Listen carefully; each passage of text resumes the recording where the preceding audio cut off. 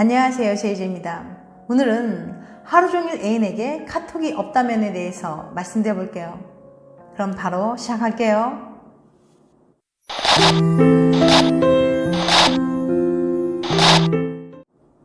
저녁 데이트를 위해 여자친구를 기다리고 있는 A씨.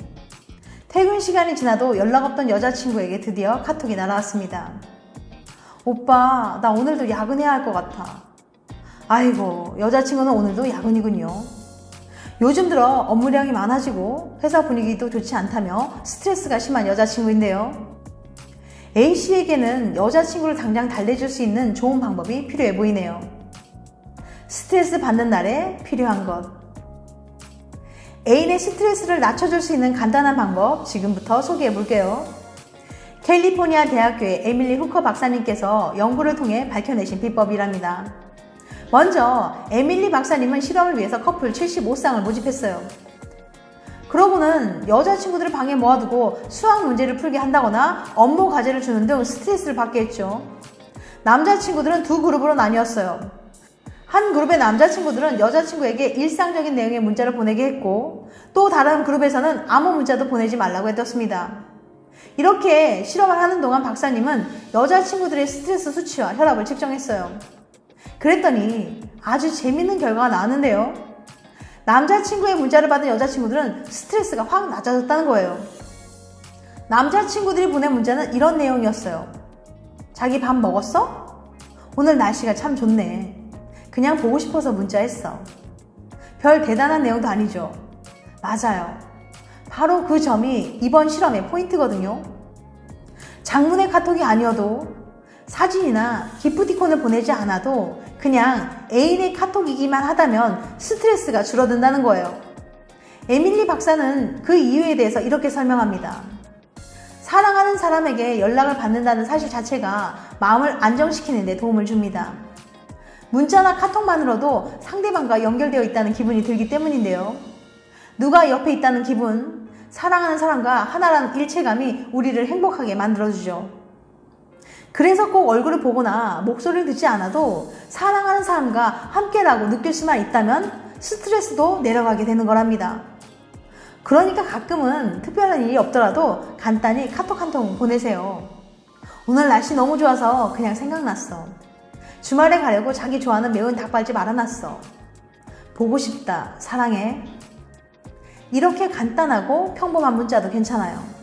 언제나 널 생각하고 있어라는 마음을 전하는 게 중요한 거니까요.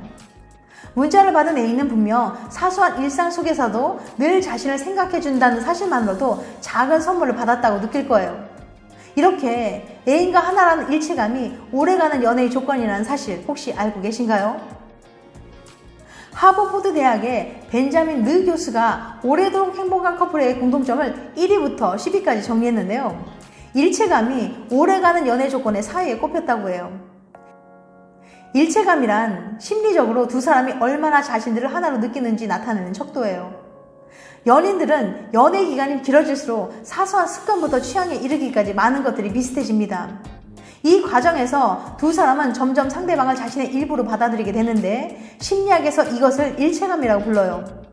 연구에 따르면 일체감이 높은 커플들은 서로 더 잘 도와주고 연인을 위해 더 적극적으로 희생한다고 합니다. 당연히 더 오래갈 수밖에 없겠죠. 그러니까 애인이 업무나 공부 때문에 바빠서 자주 만나지 못하더라도 사소한 일상 속 카톡을 보내면서 일체감을 키워가 보세요. 이런 사소한 행동 하나하나가 연인과 오래도록 행복한 연애를 이어갈 수 있을 거예요. 참고적으로 하버포드 대학의 벤자민 르 교수가 밝혀낸 오래가는 연애 조건 톱 10에 대해서 알려드릴게요. 오래가는 연애의 조건 톱 10, 1위 콩깍지. 흔히 사람들은 연애 초반이 지나면 콩깍지가 벗겨져 버린다고 생각합니다. 하지만 관련 연구에 따르면 콩깍지는 함께한 지 수십 년이 지나도 유지될 수 있다고 해요. 2위 관계에 대한 의지. 3위 사랑. 4위 일체감, 좀 전에 살펴봤죠. 5위 신뢰. 6위 관계 만족도. 7위 주변 사람들. 8위 갈등. 9위 자존감. 10위 성격. 이것에 대한 자세한 내용은 다음 영상에서 다뤄보도록 할게요. 마음이 변했나봐. 연인이 예전만큼 연락을 자주 하지 않아요. 애정이 식은 걸까요? 시간이 지나면서 연락이 뜸해진 연인. 더 이상 나를 예전만큼 사랑하지 않는 걸까요? 이 질문의 대답을 찾기 위해 연예의 과학팀은 4만 명의 커플들이 주고받은 메시지를 분석해봤습니다. 그리고는 커플의 연락 횟수에 영향을 미치는 중요한 요소를 발견했어요. 첫 번째, 연애 기간. 먼저 연락 횟수는 연애 기간의 영향을 크게 받았습니다. 그래프를 보면 연애 기간이 길어질수록 메시지 수가 현저히 줄어드는 게 느껴지시나요? 심지어 6개월만 지나도 대화량이 연애 초의 3분의 2로 줄어듭니다. 연애 초기에는 알아가야 할 게 많아서 서로 많은 이야기를 나누지만 1개월, 3개월, 1년, 2년 관계가 안정되면서 자연스럽게 필요 이상의 연락은 줄어들게 되죠. 연락을 많이 하는 걸 좋아하는 쪽은 섭섭할지 모르겠지만 이건 모든 커플들에게 공통적으로 나타나는 자연스러운 현상이에요. 그러니 연애 초 풋풋하던 때와 비교하면서 우린 더 이상 사랑하지 않는 건가 걱정하지 않으셔도 될 거예요. 두 번째, 나이. 다음 단계로 살펴봐야 할 건 커플의 나이입니다. 신기하게도 나이에 따라서 연락 횟수가 변했거든요. 이게 무슨 말이냐고요? 예를 들어 볼게요. 똑같이 3개월 차인 알콩달콩한 커플이라 해도 나이가 적은 쪽이 대화를 훨씬 더 많이 해요. 중요한 건 메시지 수가 커플 두 사람 평균 나이에 영향을 받는 거예요. 내가 지금 만난 사람이 나이가 많으면 연락을 덜 하게 되고 나이가 적으면 연락을 더 하게 되는 거죠. 잠깐, 그럼 나이 차이가 큰 커플은 어떡하죠? 원하는 연락의 횟수가 차이가 많이 날 거 아니에요? 맞아요. 나이 차이가 큰 커플은 서로 연락 스타일을 이해하고 조율하는 과정이 필요한 거예요. 지금까지 커플의 연락 횟수가 무엇 때문에 변하는지 살펴봤어요. 하지만 이것만으로는 커플이 진짜 연락을 잘하고 있는지 판단하기는 어렵습니다.